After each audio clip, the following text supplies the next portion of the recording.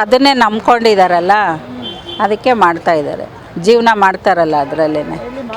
ಎಲ್ಲ ಕಡೆನೂ ಫುಟ್ಪಾತ್ ಅವ್ರು ಇರ್ಬೋದು, ಗಾಡಿಯವರು ಎಲ್ಲರೂ ಅದೇ.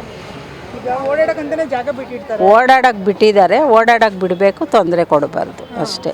ಈಗ ನೀವು ಬೀದಿ ಬದಿಯ ವ್ಯಾಪಾರಿಗಳು ಕರೆಕ್ಟಾಗಿ ಮಾಡ್ತಾ ಇದ್ರೆ ನಿಮ್ಮನ್ನು ಯಾರು ಟಚ್ ಮಾಡಕ್ಕೆ ಬರ್ತಿಲ್ಲ. ಈಗ ಫುಟ್ಪಾತ್ ಅಂತ ಇವಾಗ ಕೆಲವು ಮಲೇಶ್ವರಂ ಆಗಿರ್ಬೋದು, ಮತ್ತೊಂದು ಕಡೆ ಆಗಿರ್ಬೋದು, ಅಲ್ಲೆಲ್ಲ ಜಾಗನ ಅಂತ ಮಾರಕಂತಾನೆ ಇಟ್ಕೊಂಡ್ಬಿಡ್ತಾರೆ. ಓಡಾಡಕ್ಕೆ ಒಂದು ಸ್ವಲ್ಪನೂ ಜಾಗ ಬಿಡಲ್ಲ. ಓಡಾಡಕ್ಕೆ ದಾರಿ ಬಿಡಬೇಕು, ತೊಂದರೆ ಕೊಡಬಾರ್ದು ಅಷ್ಟೇ. ಈಗ ಏಕಾಏಕಿ ಸರ್ಕಾರ ಅಷ್ಟು ದೊಡ್ಡ ಮಟ್ಟದ್ದು ಅಂದರೆ ತೆರವು ಮಾಡ್ತಾ ಇದೆ, ಅದು ತಪ್ಪಾಗುತ್ತೆ. ಯಾಕಂದರೆ ಜೀವನ ಮಾಡ್ತಾ ಇದ್ದಾರಲ್ಲ ಅದರಲ್ಲೇ. ಓಡಾಡೋರಿಗೆ ತೊಂದರೆ ಕೊಡಬಾರ್ದು, ಜೀವನ ಮಾಡಬೇಕು, ಮಾಡ್ಕೊಂಡು ಹೋಗ್ಬೇಕಷ್ಟೇ, ತೊಂದರೆ ಕೊಡಬಾರ್ದು. ಏನು ಹೇಳ್ತೀರಾ ನೀವು? ಫಸ್ಟ್ ಇಲ್ಲೇ ಮಾಡ್ತಿದ್ರಾ ಅಥವಾ ಇಲ್ಲೇ ಇಲ್ಲ, ನಾವು ಮಾಮೂಲಿ ಎಲ್ಲಿ ಕೂತಿದ್ದೀವೋ ಅಲ್ಲಿ ಮಾಡ್ಕೊಂಡಿದ್ದೀವಿ. ಸೈಡ್ಗೆ ಹಾಕ್ಕೊಂಡು ಮಾಡ್ತೀವಿ ನಾವು, ತೊಂದರೆ ಕೊಡಲ್ಲ ಓಡಾಡೋರಿಗೆ ಅಷ್ಟೇ. ಓಕೆ. ನಿಮ್ಮನ್ನ ಯಾರು ಬಂದು ಟಚ್ ಮಾಡಿಲ್ಲಲ್ಲ? ಇಲ್ಲ, ನಮ್ಮ ಇದಕ್ಕೆ ನಾವು ತೊಂದರೆ ಯಾವಾಗೂ ಕೊಡಲ್ಲ. ಓಡಾಡೋರ್ಗೆ ದಾರಿ ಬಿಡ್ತೀವಿ, ಮಾಡ್ತಾಯಿದ್ದೀವಿ. ಈ ಜಾಗಕ್ಕೆ ಏನಾದ್ರು ಅಮೌಂಟ್ ಕಟ್ತೀರಾ ನೀವು? ಆ ಥರ ಏನಿಲ್ಲ. ಹೇಳಿ. ಇಲ್ಲ, ಆ ಥರ ಏನಿಲ್ಲ. ಎಷ್ಟು ಕಟ್ತಿದ್ದೀರಾ? ಆ ಥರ ಏನಿಲ್ಲ. ಏನಿಲ್ಲ. ಆ ಥರ ದಿನಕ್ಕೆ ಎಷ್ಟು ವ್ಯಾಪಾರ ಮಾಡ್ಬೋದಮ್ಮ? ದಿನಕ್ಕೆ ಜೀವನಕ್ಕಾಗೋಷ್ಟು. ಅಂದರೆ ಜೀವನಕ್ಕೆ ಎಷ್ಟಿದ್ರು ಸಾಲಲ್ಲ? ಸಾಲಲ್ಲ. ಹಂಗನ್ಬಿಟ್ಟು ಇದು ಮಾಡೋಕ್ಕಾಗಲ್ಲ. ನಮ್ಮ ಜೀವನಕ್ಕೆ ಏನು ತೊಂದರೆ ಇಲ್ಲ, ಮಾಡ್ಕೊಂಡು ಹೋಗ್ತಾಯಿದ್ದೀವಿ. ಎಷ್ಟು? ಅದು ಇಷ್ಟೇ ಅಂತ ಹೇಳಕ್ಕೆ ಬರಲ್ಲ. ಜೀವನ ಮಾಡೋಕ್ಕೆ ಅಷ್ಟು ಎಷ್ಟು ಬೇಕೋ ಅಷ್ಟಾಗುತ್ತೆ ಅಷ್ಟೇ. ಎಷ್ಟು ಬಂದರೂ ಓಕೆ? ಎಷ್ಟು ಬಂದರೂ ಓಕೆ ಅನ್ನೋ ಹೇಳೋಕ್ಕಾಗಲ್ಲ. ಟಾರ್ಗೆಟು ಹಾಂ, ನಾವು ಸಾಲ ಹಾಕ್ಕೊತೀವಲ್ವಾ, ಸಾಲ ಮಾಡ್ಕೊಂಡು ಹೋಗ್ತೀವಿ ಹಂಗೆ. ನಾವು ಇರೋ ಕಡೆ ಒಂಚೂರು ತೊಂದರೆ ಇಲ್ಲ. ಒಂಚೂರು ಇದೆ, ಕೆಲವ್ರು ಮಾಡ್ತಾರೆ ಇಲ್ಲ ಅಂತಲ್ಲ. ನಾವಿರೋ ಕಡೆ ಯಾರಿಗೂ ಒಂಚೂರು ತೊಂದರೆ ಇಲ್ಲ, ಗಲೀಜಿಲ್ಲ, ನಾವು ಕ್ಲೀನಾಗಿದ್ವಿ. ಅಂದರೆ ಒಬ್ಬರು ಮಾಡೋ ತಪ್ಪಿಗೆ ಎಲ್ಲರನ್ನೂ ಹೇಳ್ತಾರೆ ಅಷ್ಟೇ.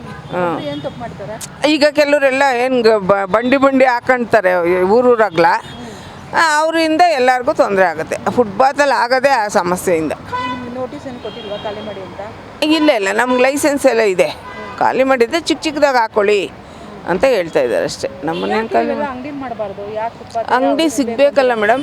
ಅಂಗಡಿಗೆ ಲಕ್ಷಾಂತರ ರೂಪಾಯಿ ನಾವೆಲ್ಲಿಂದ ತಂದುಕೊಡೋದು? ಇವಾಗ ನಾನೊಬ್ಬಳೇ, ನನಗೆ ನಮ್ಮ ಯಜಮಾನರು ಇಲ್ಲ, ತೀರೋಗೋರೆ.